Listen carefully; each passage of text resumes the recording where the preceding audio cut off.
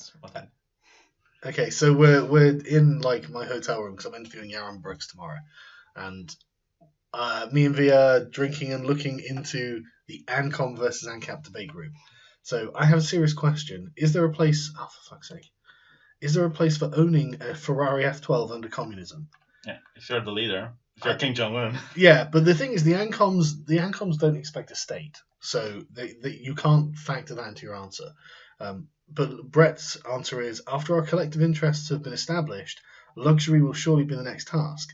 Yeah, okay, but who gets the Ferrari? Like, it takes a lot of people to make a Ferrari. Are they going to make what, 5 million Ferraris just slowly? So, one bolt on each Ferrari and then another bolt on each Ferrari, just until all 5 million are done at once? I mean, isn't that in the Conquest of Bread? They actually tell, it's like, yeah, after millions die, after people get into starvation mode, and after that, we will be building palaces and we will be building mansions. I guess that's what they think, yeah. I guess it is. But and I love Miles. Yeah, but Ferrari isn't cool if everyone has one. It's like, no, it's not. But it is a luxury still. Is luxury possible under communism, or do we just have to abandon it for the sake of necessity only? The words "our collective" always make me laugh, as if he's gonna be in charge. I'm not part of your false collective, you freaking tyrant. And I tell you, I had on the reply to Existential Comics, I had people going, that anarchists, not totalitarians. It's like, no, anarchy is totalitarian. Everyone has to do this, or it doesn't work. Yeah, the moment you have 5 people wanting to form a government, you have to shoot them or deal with them. Yeah, and the only justice is mob violence as well. It's the collective that has to decide. But it's interesting. They do talk about anarcho-communist cops. And how do they work? They touch it about the conquest of bread, and they basically say that what would happen if people from outside, like China, who aren't anarcho-communists, come over here with their money and they want to abuse it. And the author goes like, well, certainly we don't want our anarcho-communist cops to shoot Chinese people. And they basically say that in our place, everyone will already be having plenty, so they won't be tempted by money. Well, yeah, you've got to remember that there's no money in their ANCOM environment. This is the thing. You can never set up like a business and start trading because there is no money. You just have to give everything away for free. So anything you make, anyone can come along and take it, and you can't say no. It's crazy. But I think cars will be useless. I mean, underground public transport is better. Less traffic, more walk space for human. It's like, okay, yeah, people aren't going to have cars in communism. Can you imagine that? Like, because you need to carry merchandise still. Yeah. So it's like, what are you going to do? Is the subway going to carry everything? Yeah, I mean, what? Yeah. Can you imagine the travel times? Yeah, you want to buy like you're filling your freezer up full of groceries. Obviously, this is capitalist privilege talking. Nobody does that under communism. Fills up a freezer full of groceries. But and imagine like the whole population of Britain being stuffed into subways. It's just not going to fucking happen. Well, it did in Soviet Russia. Like they did try them. If society wants them, then they will be produced. I love this. This is my favorite thing. Society will just, and this is something Kropotkin, he kept saying, like, these things are just going to spring out of the ground like fucking magic. It's just like, you can't just expect people just spontaneously build things. It needs direction to build a fucking Ferrari. Someone has to be overseeing the project. Literally, you need a project manager who, and then someone to design the Ferrari, and he needs to source the parts and get the labor, and it just doesn't just holistically just appear. Not to mention they disincentivize inventors. Like they're saying, yeah, if I invent something, it's not really my invention because the state provided me the tools and the previous inventors. Yeah. And it's like, okay, so why would people invent anything? You don't get glory out of it. You don't get money out of it. You don't get anything. Like your name isn't even recorded. Yeah. So, I mean, but it's for the good of everyone else, Fee. You invent it. I mean, there might be a couple of people that do it. I'm not going to say no. You might have a doctor that invents a new pill or something, but you get those even in our system, where it rewards the person for inventing something and it incentivizes people to. But you'll never get luxuries that way because it'll be like, right, I could make a really nice car, but my God, it's going to be a lot of hassle to make that car, and then someone will just drive it off. So why would I bother? Yeah, exactly. So I don't even get to see the car after I've made it. No, but as someone pointed out, like if everyone has a Ferrari, then Ferraris aren't important. Yeah. Like my dad wanted to do agriculture one year, and he planted pumpkins, and he had like the most successful harvest ever. Like he managed to get more pumpkins than he thought. The problem is everyone else got the same. Yeah. And his pumpkins were completely worthless. Like no one would want to purchase them. I love that this guy, grow your own Ferrari like everyone else. And that thing is, that's funny, but it's also funny because literally they want everyone to be like a part-time farmer or labourer or something. You know, I mean, like Kropotkin was literally going on about, wasn't he? Like how like the scientists need to be part-time farmers. Yeah. And it's like, okay, but how many part-time farmers does it take to cure cancer? You know, like we've got full-time scientists working on this and they still haven't done it. So it's just like. In Soviet Russia, they would call you a social parasite if you didn't have a job or you had a liberal job. Yeah. There was this peasant, this gypsy who was singing at weddings, and the communists catch him, like the police take him off the streets, beat him up properly, apply a correction, and it's saying, okay, so you're making this amount of money in 1 month. It's like the wage of a worker in 4 months. Do you find yourself a good example, a positive example? Then you go to work in a factory. And he had no factory training whatsoever. That's the thing. It's like, hey, you've got to force people to work in these factories, and if you're in an anarchist state, who's going to force them?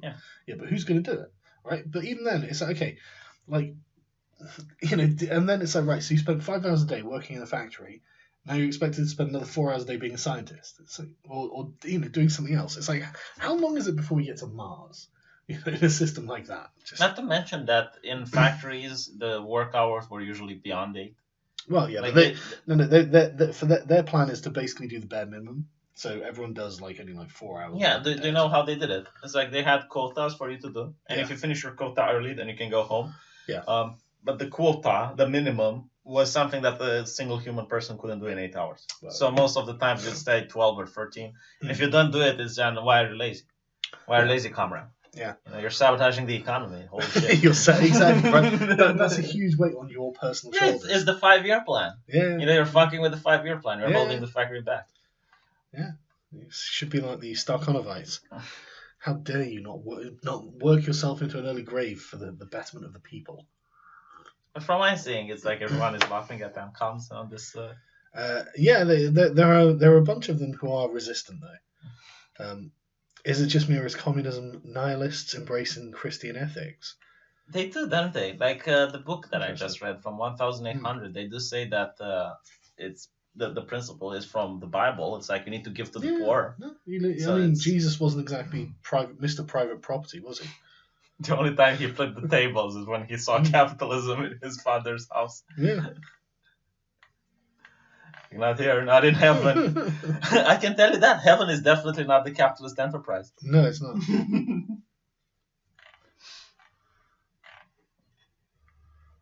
Property is set. Oh yeah, the whole personal property thing I love is that. So the Ancoms think, not just the Ancoms, a lot of communists, they're like, yeah, you won't have the means of production, but you'll still be able to own your own toothbrush. Yeah. It's like, well, says who? You won't have your house, but you can still have your toothbrush. So yeah, it says fucking who? Where is that guaranteed? But no, hold on. Like, why can't you have property? What is their principle? It's like, okay, you didn't create the thing. Other people created it, right? So this is why it's not yours. Yeah. Why is your toothbrush yours? Exactly. It's not. It's everyone's. Yeah. Like Kropotkin was saying, it's like, it's literally not yours. It's everyone's. So it's like, okay, great, we're all gonna have to share a toothbrush. You know what's funny about it, right? Because he also talks about people digging a trainway tunnel, for instance. And he talks about how the railway is getting rich out of that tunnel, and the people who built it, they're poor. And I'm like, okay, but if the tunnel collapses, who's responsible? Are the people who built it? Yeah. Or are they only benefiting, but they don't have any obligations? Yeah, actually, that's true. That's like the foundation of what Adam Smith's saying. You know, the entrepreneur is taking the risks. And that's, you know... I mean, it's going to be the engineer, right? Not the worker who was told how to do work. Yeah, it'd be the foreman or whoever's in charge. Yeah. So you're going to punish him. But by this logic, if the tunnel... And the people, you know, they're going to turn against the railway company because obviously they're the ones... But by their logic, it should be the workers and, you know, the miners who mine the product in order for the workers to use it to build the tunnel and whatnot. Yeah. But I like this one as well. Whenever I see the name Kropotkin, I reflexively say Crackpotkin in my head, which is fucking absolutely true. But I love that. Look, more happy projection. OP also has not read 2 pages of Kropotkin. Dude, we both read the whole thing. It's a 6-hour audiobook. It's not that difficult to get through. and it's just full of lunatic shit. I read it faster in my head, but I don't think it's lunatic. I think the guy was actually worried at the time. Like he brought legitimate criticism to capitalism. Like the book is written in 1800, 1892. right, in Russia. So yeah, sure. I'm sure there were people going hungry, but no, but he talks about the fact that the lower class will never be able to educate people. He says that they work 12 hours a day. The child gets into the factory at 12 years old. So, like, I can see why people hated the system back then. But I think if he saw capitalism the way it is now, he might have thought differently about it. Yeah. Okay, so someone had replied, Henry here had said, he'd agreed that we're all getting fat under capitalism. But, there's people starving worldwide. So I posted a picture of starvation worldwide, economic freedom worldwide, and lo and behold, I'm surprised people are starving in fucking Brazil, actually. But lo and behold, there's a surprisingly high correlation. And so he said, this doesn't take into account that places like India and sub-Saharan Africa were exploited by Western powers for centuries. Holy fucking shit. They're exploited by China, actually. Yeah, they're being exploited by China right now. But it's like, yeah. The difference is Botswana and Zimbabwe, which is the best example ever. The average income in Botswana is $17,000 a year, which is pretty fucking good for sub-Saharan Africa. The average income in Zimbabwe is $600. Which one is the socialist country? I'm sorry, Henry. You're just and in fact, Benjamin here's put countries recover from exploitation and they pivot off of dictatorships and corruption to achieve success. And they are, but there's a central pattern that safety, stability, and democracy, new governments, and infrastructure grant these boosts to foster business investment. That raises quality of life, health, wealth, and long-term stability of the region, and helps move the economy from being primarily agricultural to fostering education and high-value industries. That's a great comment. I'm going to like it. This is something for the alt-right as well. Aren't most of these African countries national socialist as well? Yeah, basically. And they're not doing as good as the capitalist countries. No, yeah, but the thing is they're Marxists overtly in like Zimbabwe, and then you've got a South African party that's trying to do the same thing as Zimbabwe's done, and there are a bunch of others as well. To be fair, every time I see the name Murray Rothbard, I see paedophile enabler. The thing is, someone actually posted a while back in this group, how does anarcho-communism prevent child slave markets? It doesn't. It doesn't. but the thing is, I asked, okay, well, how does anarcho-communism prevent it? And they're like, well, there won't be a market for it. It's like, yeah, there will. There will be people who want to fuck kids. They just won't make money out of it. They'll just do it for free. And there'll be no law against it. There'll be no government to prevent it. And it'll become a natural, normal thing.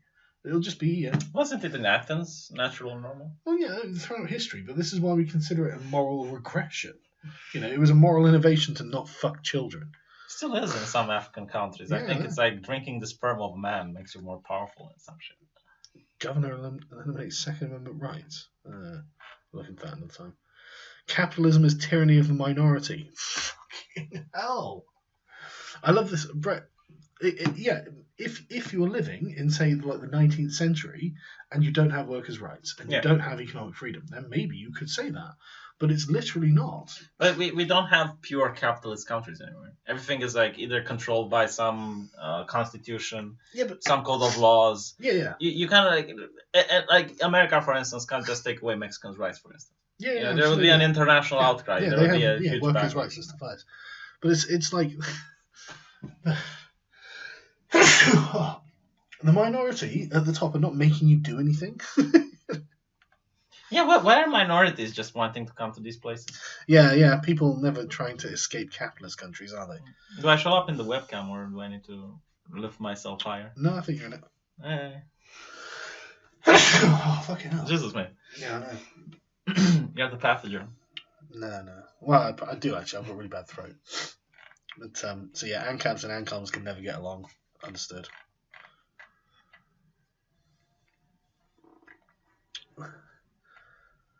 You know what's communism and is working? What's that? Pirating websites. Yeah, but that's actually not good for the people who make the software, is it? No, but it's good for you, isn't it? I love this. Capitalism ensures that the wealth goes to those that deserve it, either by working hard or making contributions to mankind. And we've got Paris Hilton. Yeah, but Paris Hilton is the daughter of someone who worked hard and deserved it. Yeah, and she has to maintain it. Yeah, exactly. Sure. And this is another thing as well. Like, apparently, 70% of inherited wealth is lost by the third generation. Yeah. So it's just the kids end up pissing it away. My It doesn't accrue like you think it does, you fucking idiots. my economic teachers explain money really nice. It's like, what is money? Because it's just fictional. It's the value of the money is ideological. It's a belief. And she basically says, like, you go to your neighbors to mow the lawn, and the neighbor pays you $10. So then when you go to the grocery store owner asks you, have you helped your fellow man today? Have you done anything for your fellow man? Yeah, and that's what money is a guarantee. Yeah, and you say yes, and he goes like, can you prove it? And you show him the $10, and he gives you the milk. Yeah, but I mean you could conceptualize of it that way. I mean, it's not how Adam Smith did it, but like, yeah, I mean that's it. You could represent it as, money is your contribution to society, sure. Yeah. And if you have money, you must have contributed something. Otherwise, people wouldn't have given you money. And it's not only that. This is why society kind of hates people who don't contribute, like lottery winners, for instance. Yeah, they're not respected, are they? Even though they kind of contribute because they have paid for the hope of winning, like they still send. Still just luck, though. Yeah. It's right. still all just luck. But like if you go deeper than that, then it's like in maximum luck. You walk the street and you find $1 million bag. It's illegal to keep it. Like society does go. It's like it's not okay for you to make money without working for it. And in the case of inheritance, right, you work for your money, so you have the right to give it to your kids if you want. So what you're saying is you need to shut down your Patreon. Why? Because I work for it. I'm joking. I'm working. It was no. It's like I've seen the editing your videos. Yeah. You like I actually need to use the communist argument and seize the means of production of your channel. Go on then, you parasite. Right, we're both doing the same job. We're both YouTubers. Why are you earning more than me? Yeah, exactly. Communism doesn't take into account skill or labor. That's why. Their sense of justice is completely messed up because they believe that a person not getting something they deserve is unjust, and this is true. But they also believe that a person getting more than they deserve is not unjust. They also believe that people who didn't do anything deserve to have something, which is unjust. Yeah. Or a worker that's like making a tunnel and he's putting 16 hours a day. He's working twice as hard. For them, it's the same like one worker that's lazy. Yeah, exactly. It's not a just distribution of effort, Some guy's working harder than the other. Some guy doesn't do any work, but he still deserves. In fact, he becomes the needy who's deserving, and it's like he's not deserving just because he has nothing. Romania is broken by this mentality, by the way. That right. Like if you go into a public hospital in Romania, people go like, "Oh, relax. It's not your dad's hospital. Just calm down. Why are you in such a rush today?" And it's like you're getting paid the same amount. That's a terrible mentality. It is, isn't it, right? And I actually looked in history books, and I saw that Romania didn't have it before communism.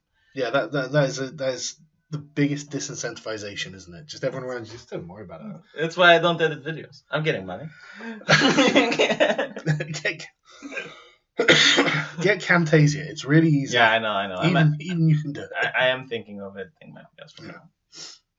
You'll be able to do like better style, like mundane Matt style videos where they're better quality.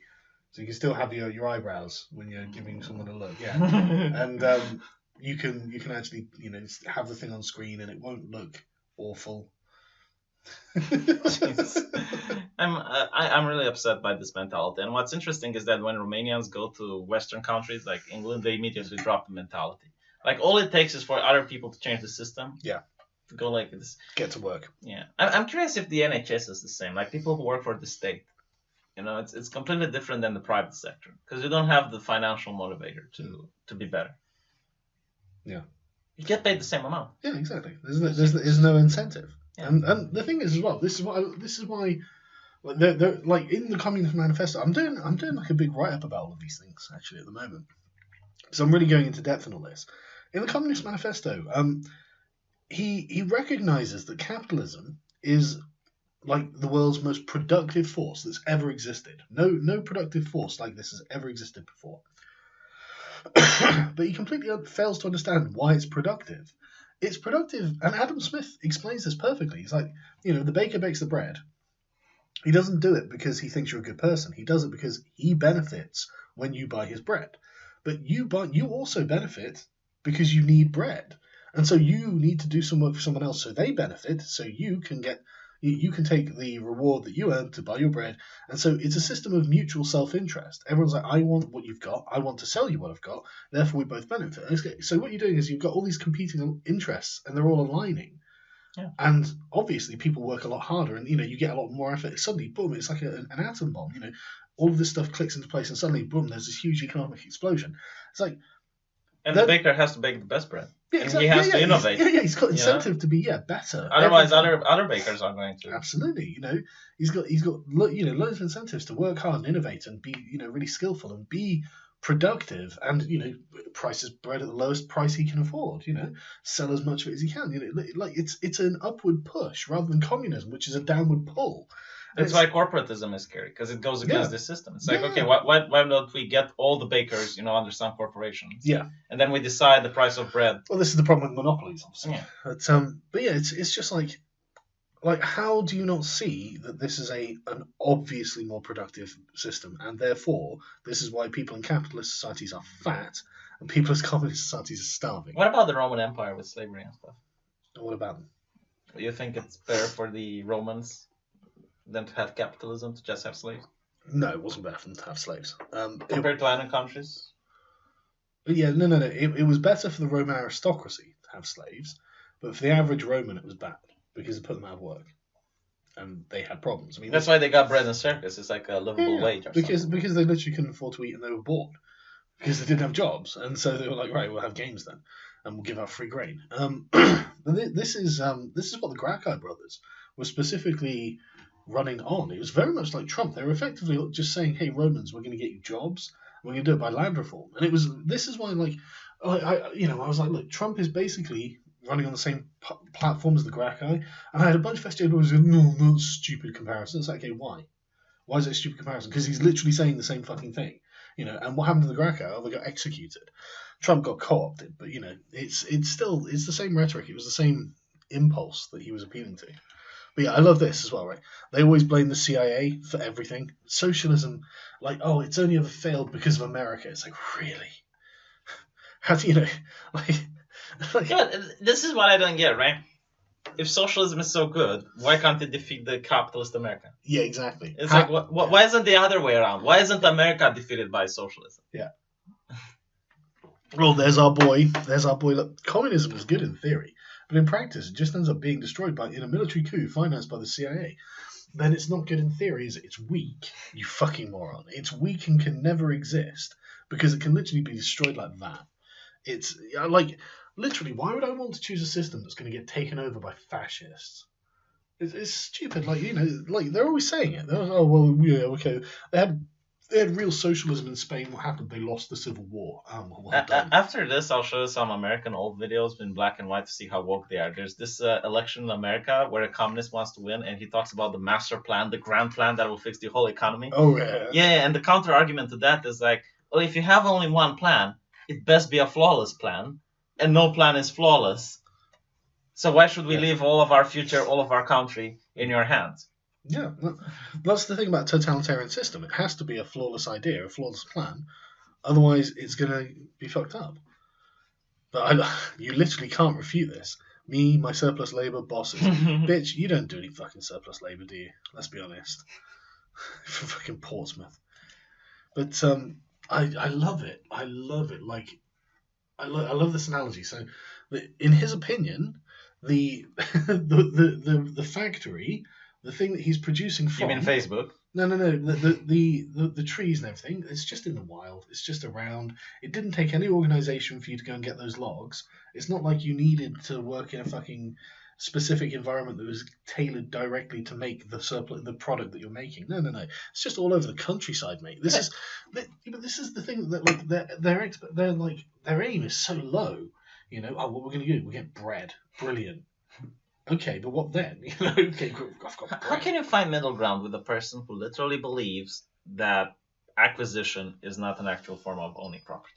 And he actually says that since other people build this shit, you shouldn't own it. Yeah, well, you can't own it because other people have built things. Yeah, so how exactly can you find middle ground? Like, you might talk policy about, surplus labor and bosses and factories and shit, but you're not going to get anywhere with these people. Yeah, no, there is no middle ground. This is the thing. It's like, it's totalitarianism. It's a different view of the world. Yeah, But it's completely different of the world. Yeah, but it requires everyone to be doing exactly the same thing. That they believe wage is slavery. Yeah. So if they believe wage is slavery, like how exactly can you talk with them? How can you convince them that no, your boss is not your slave owner? They also believe that it's a religion. That's the thing I like the most. It's like, okay, so if it's a religion, then it can't be falsifiable. Yeah. And every time it goes wrong, it's going, well, you didn't pray hard enough. You didn't, it's like Stalin wasn't communist enough. Mao wasn't a real communist. It's like, like how Muslim nations accuse each other of not being real Muslims. To be fair, they weren't communist enough, to be honest. They always stop at the dictatorship of the proletariat because someone is the dictator and they like being the dictator. Yeah. They didn't murder enough people. That's what you're saying. Well, look, more proof that ANCAPs are just fascists disguised as snake oil salesmen. Why would they be disguised as snake oil salesmen? But okay, so why should I read Nazi literature? They don't disprove the observed facts of Nazi policy as proven by their own documents. Why would I read their doctrines? It isn't going to disprove what I know, what I don't know about them because I haven't read them. Bibliophobic circular reasoning. Bob, hard facts backed by evidence are not going to be disproved by Hitler's writing. Blah blah blah. How can you know you're not a Nazi if you don't know what the Nazis believe? Yeah, isn't it like more useful to know what your opponent actually thinks? I've read loads of communist texts at this point. I'm further now from being a communist than I ever have been. I guess they're afraid they might believe it. Maybe. I guess they might, but exactly. They might think Hitler had some good points that they didn't think about. So, well, yeah. I'm reading Mein Kampf now, and it's just interesting to see what he thinks. So, what's the answer to the Jewish question? Well, he wants to exterminate them, unsurprisingly. But he sees them because he's like a German supremacist, and he sees the German nation as being more important than anything, and he sees the Jews as a competing nation, a sort of competing parasite nation within Germany. But that's only because he views it on a racial basis, and he racially distinguishes Jews from Germans. Even though if you genetically do it, there really isn't that much difference. Holy shit, look at that. What? 6 million Jews killed by German Nazi Holocaust, taught in Christian schools. 20 million Christians killed by Jewish communists, not taught in Christian schools. This is actually interesting, right? Yeah. The genocide that communists did against the kulaks, against the Ukrainians. Which one? Cambodians? Yeah. Why exactly doesn't it matter? Forward. Yeah. We can keep going. Yeah, but why doesn't it matter? It's like if you kill people based on class, it's fine as long as you don't kill them based on ethnicity. This is exactly that's the thing that really annoys me. It's like isn't aristocracy a minority as well? Yeah, absolutely. Is. But it's not even aristocracy. They want to kill the bourgeoisie. The aristocracy in their mind is already gone, even if the aristocracy isn't actually gone. But they want to get rid of the bourgeoisie. But that's the genocide of a class, and they want to seize their production. Kropotkin says outright that it's going to involve killing them. Yeah. He says outright that it's going to be a violent revolution in which we kill the bourgeoisie. That's a genocidal manifesto. You know what's funny? It's the same in the Communist Manifesto. Yeah. It's like they know it's genocidal. You know what's funny? Right after that, he says how after we kill the bourgeoisie, the journalists and the university professors and all the intellectuals. Anyone with glasses. Yeah, coming together at the table to discuss the future of the nation. Yeah. And it's like, dude, those are the bourgeoisie. What the fuck did you kill? Yeah, it's like the fuck did you kill? No. I guess in his mind, I think it was like the factory owners and the landowners. Yeah, but those are the aristocracy, aren't they? Like they're the 1%. In Tsarist Russia, sure, yeah. Yeah. So after you killed them and you say you killed the bourgeoisie, and this is scary because it happened in Soviet Russia as well. After they kill the bourgeoisie, other people become the bourgeoisie by default. Yeah. Well, this is animal. So they need to kill them as well. Yeah, it's Animal Farm, isn't it? The pigs start walking on two legs. So they don't realize how classes are formed. That's the thing. What would happen to your favorite artists under communism? After half his skills while being forced to work with no foreseeable incentive to become a successful entertainer. That is so true. And not only that, like what I find it funny, it's like Bad Mouse, in his 2-room apartment. It's like, Bad, you're not married, you don't have children, you don't need 2 rooms. You need someone living with you. This is exactly what he talks in the manifesto. It's like our boys, he actually calls them that. We walk the streets and decide who gets to keep their houses and what. And if you're like one man living in one room, you can keep your house. But if you have like a rent payer there, then we need to tell the rent payer he doesn't need to pay rent. Oh my God! Some of the best art came from socialist countries because they could eat.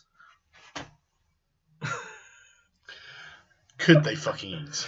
Could Well, they? to be fair, if you stood like 3 hours Jake. at the bread line. How many kulaks died of starvation? Yeah, but that's the thing. If you kill a majority of the population, it's easier to feed the remaining. Yeah, I bet it fucking is. So, okay, some of the best artists. Okay, this is Suprematism. That's I really don't get this, and I made a video saying that this is garbage and it's not art, and immediately people, no, you don't understand the. You're right. I don't.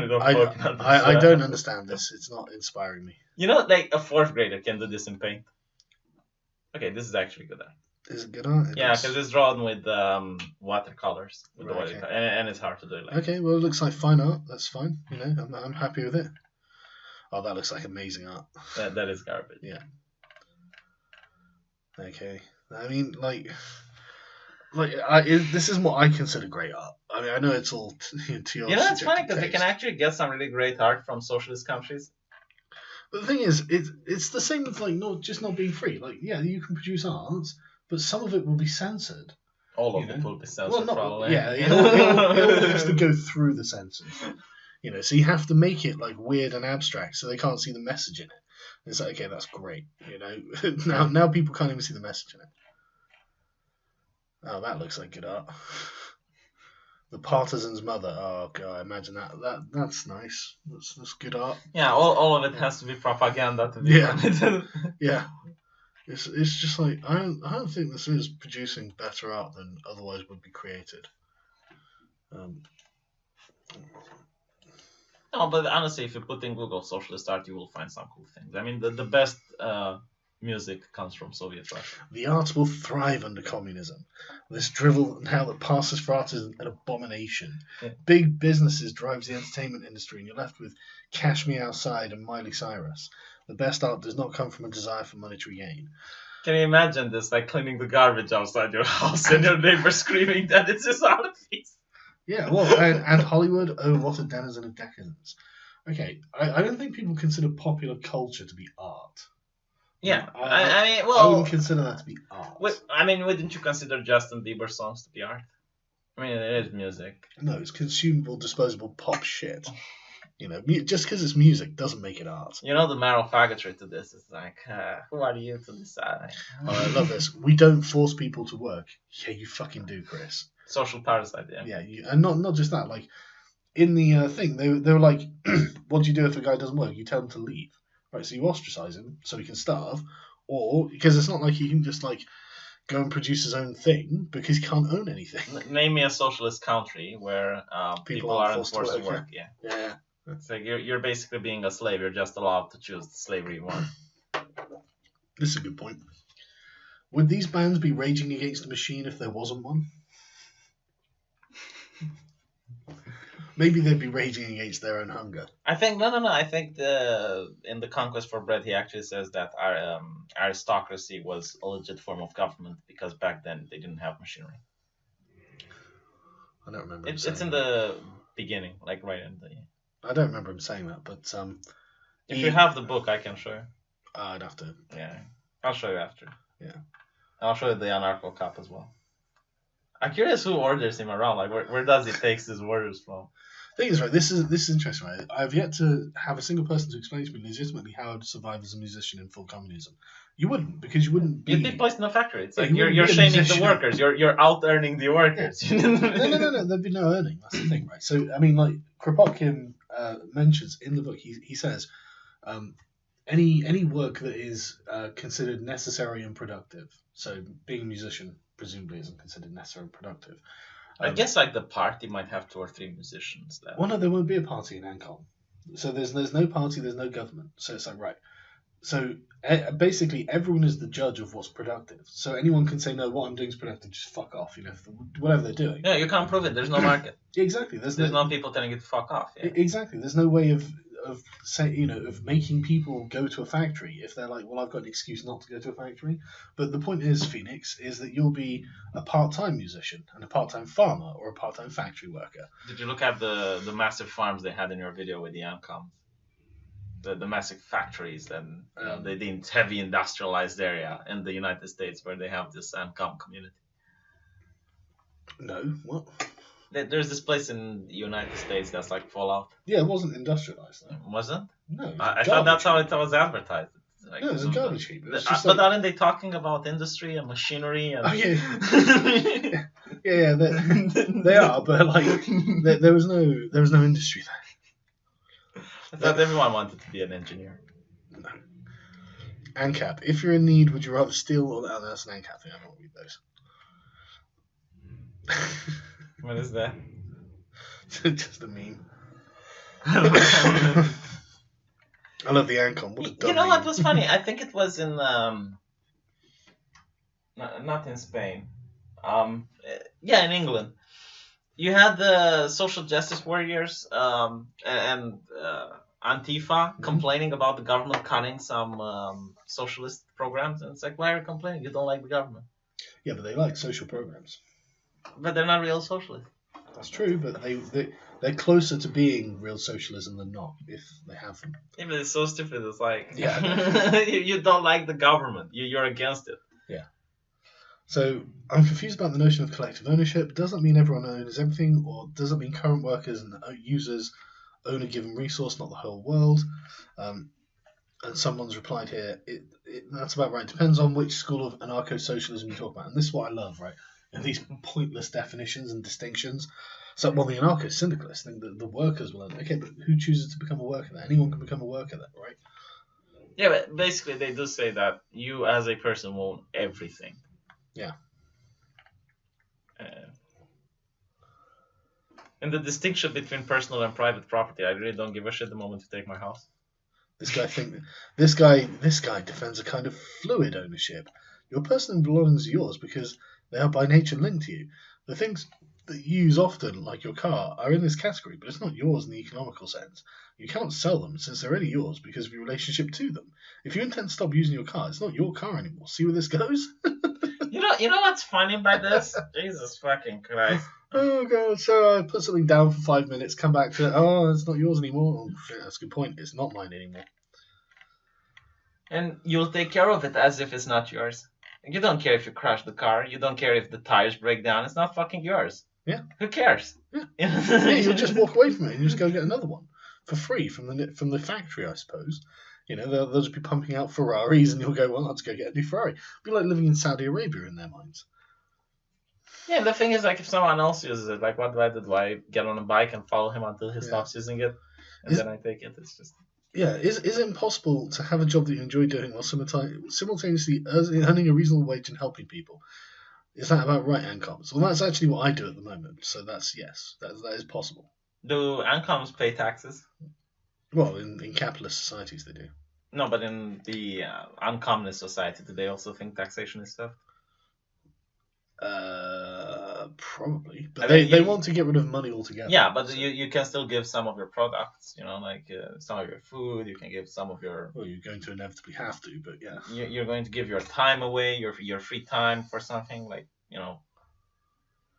I guess that's how private cops will work. You know, every citizen gives away several days a month in order to become a private police officer. Income is tied to how much value you give to others. Yes, it is. and that's the best way to have it. Yeah, they look at the exceptions and they point at this exception like, see, Emma Watson doesn't deserve blah blah blah, and it's like, and I've just had an epiphany. ANCOMs are worthless. That's their problem. They hate the fact that income is tied to how much value you give to others because they provide nothing of value to others.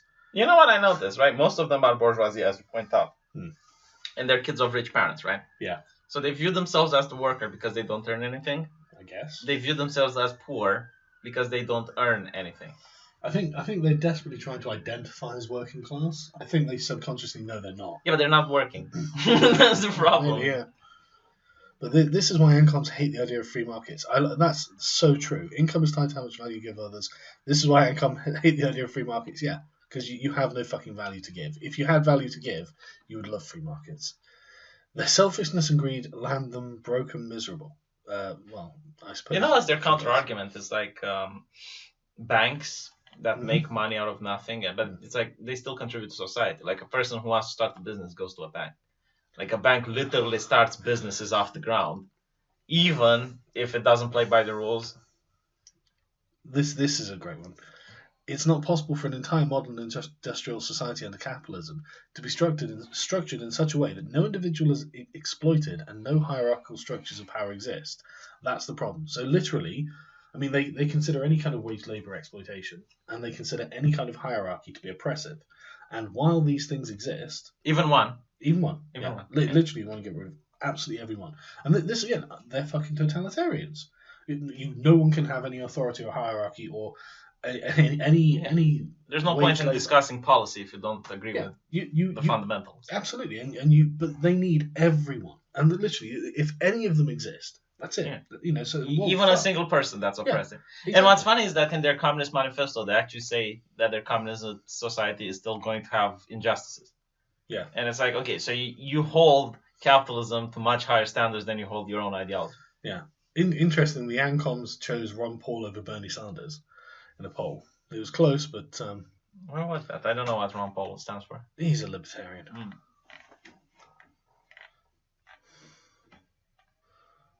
I took an asylum seeker into my home. It didn't end well. Wasn't that university professor thing. that had his head bashed down and was like a socialist as well? Probably. In Germany, yeah. He took a migrant into his own home and he cracked his head with a skull. He was like this. Yeah, he was this university professor advocating for open borders. But yeah, so I'm absolutely convinced that the ANCOMs have no case whatsoever. It's absolutely logically inconsistent. It's incredibly anachronistic. The facts don't stack up with the reality of the world.